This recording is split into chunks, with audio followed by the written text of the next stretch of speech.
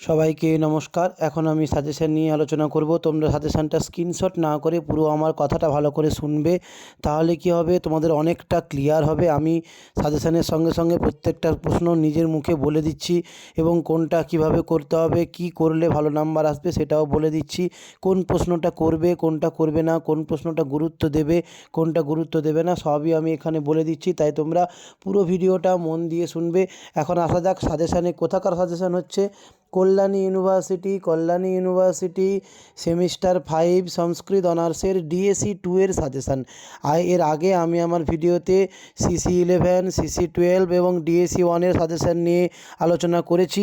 এখন আমার আলোচনার বিষয় হলো কল্যাণী ইউনিভার্সিটি সেমিস্টার 5 সংস্কৃত অনার্স ডিএসি 2 এর সাজেশান। আসা যাক সাজেশানে। প্রথমেই দেখো, তোমাদের 10টা শর্ট কোশ্চেন করতে হয়। 10 দুয়ে 20 নাম্বার। তোমরা কী শর্ট কোশ্চেন করবে এইগুলো করবে। বেশি বেশি শর্ট কোশ্চেন আমি দিইনি, 20টা কি 25টা শর্ট কোশ্চেন দিয়েছি। তুমি দেখো, তোমরা ভালো করে করবে, এর মধ্যেই তোমরা পেয়ে যাবে। কি আছে?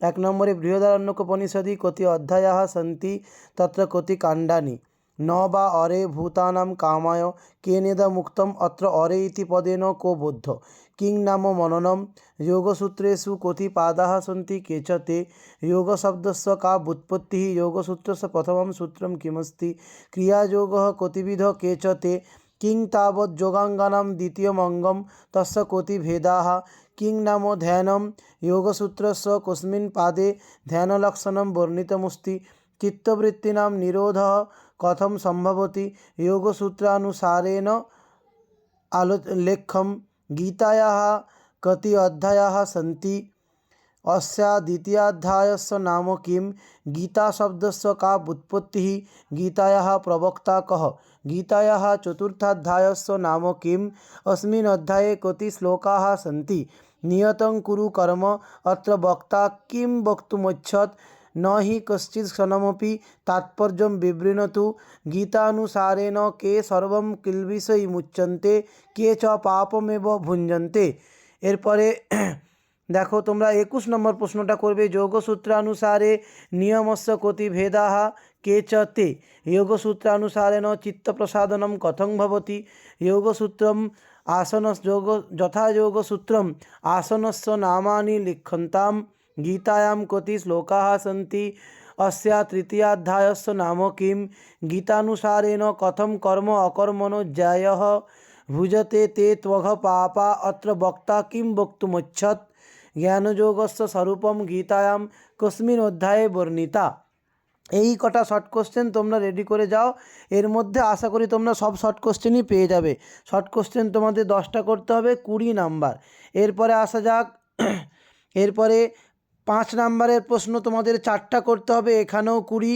তার জন্য তোমরা কী করবে, খুবই কম করতে হবে। 1 নম্বরে কি বৃহদারণ্যকোপনিষদি আমনাতস্য নিদিধ্যাসনস্য স্বরূপম প্রতিপাদয়ত।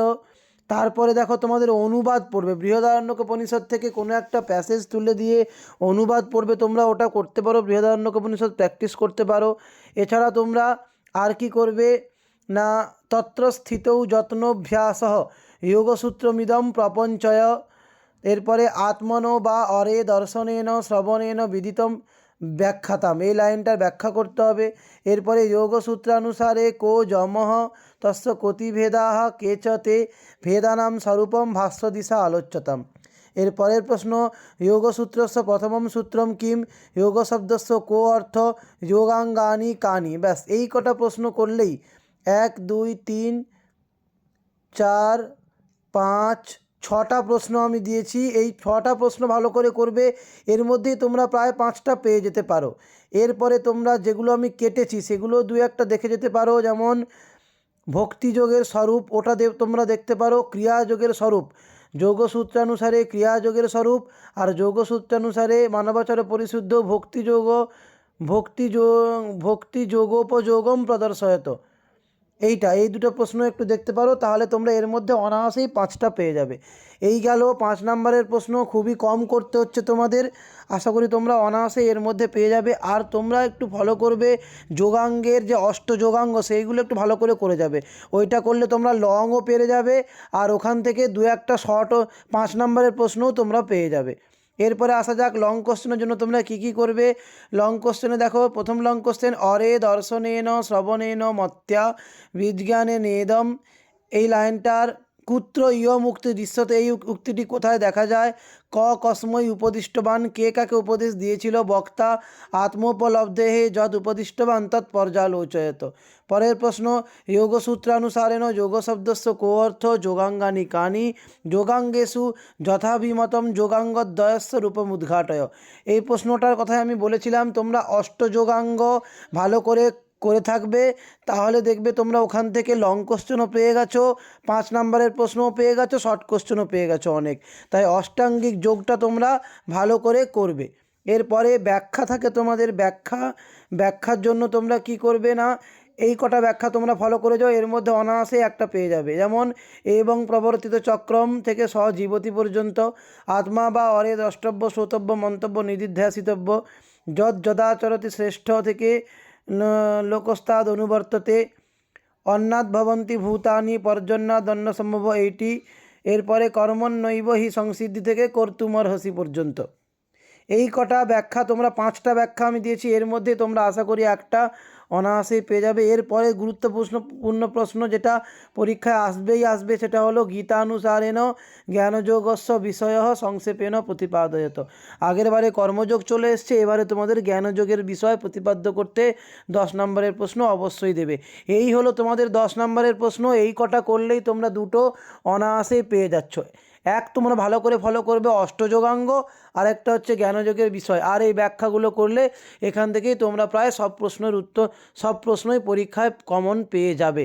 এই হলো তোমাদের টোটাল ডিএসসি ট্যুর সাজেশান। আশা করি তোমাদের বুঝতে কোনো অসুবিধা হয়নি, কোনো সমস্যা হয়নি। যদি কোনো প্রশ্নে সমস্যা থাকে তোমরা আমার সঙ্গে আলাদা করে যোগাযোগ করতে পারো, আমার হোয়াটসঅ্যাপ নাম্বার চ্যানেলটিতেই আছে। এবং তোমরা বন্ধুদের মধ্যে এই সাজেশানটা শেয়ার করো এবং তোমরা ওদের বলো চ্যানেলটিকে সাবস্ক্রাইব করতে, তোমরাও সাবস্ক্রাইব করো। পরবর্তীতে তোমাদেরই প্রয়োজনীয় আরও অনেক সাজেশান নিয়ে আবার আসবো। আজকের ভিডিও এই পর্যন্ত। সবাই ভালো থেকো, মন দিয়ে পড়াশুনো করো। নমস্কার।